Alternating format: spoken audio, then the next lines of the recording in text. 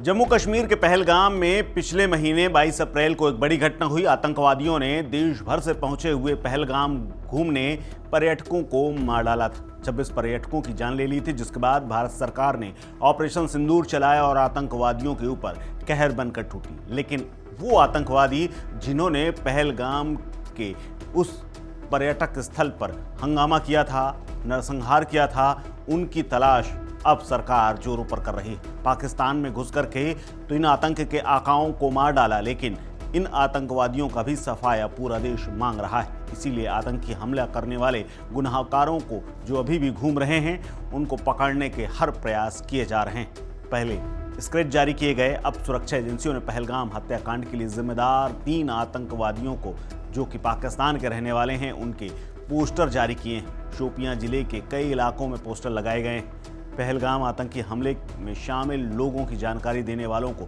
बाकायदा 20 लाख रुपए का इनाम रखा गया है। यानी इन आतंकवादियों की जो भी सूचना देगा, इनके बारे में कोई जानकारी देगा या फिर इनके अड्डे को बताएगा, तो उसे 20 लाख रुपए इनाम दिया जाएगा। इसके साथ ही ये भी कहा गया है कि हमलावरों के बारे में जानकारी देने वाले लोगों की पहचान को गुप्त रखा जाएगा और इनाम गुपचुप दिया जाएगा।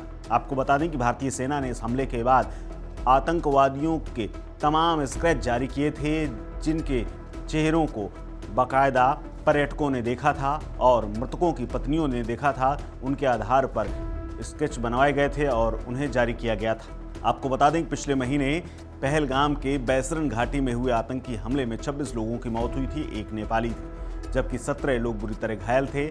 आतंकवादियों ने टूरिस्टों को निशाना बनाया था और जो लोग जोड़े में पहुंचे थे उन्हें गोली मारी थी। यानी पतियों को मारा था और पत्नियों से ये कह दिया था कि जा करके मोदी को बता देना।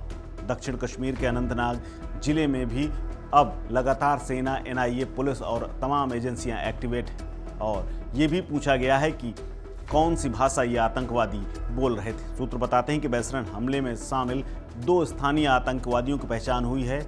हमले में 2 पाकिस्तानी आतंकी भी शामिल थे। इन आतंकवादियों ने 15 से 20 मिनट तक लगातार AK-47 से फायरिंग की। हमला करने वाले 2 आतंकी पश्तून भाषा में बात कर रहे थे। इससे स्पष्ट होता है कि वो पाकिस्तानी नागरिक थे।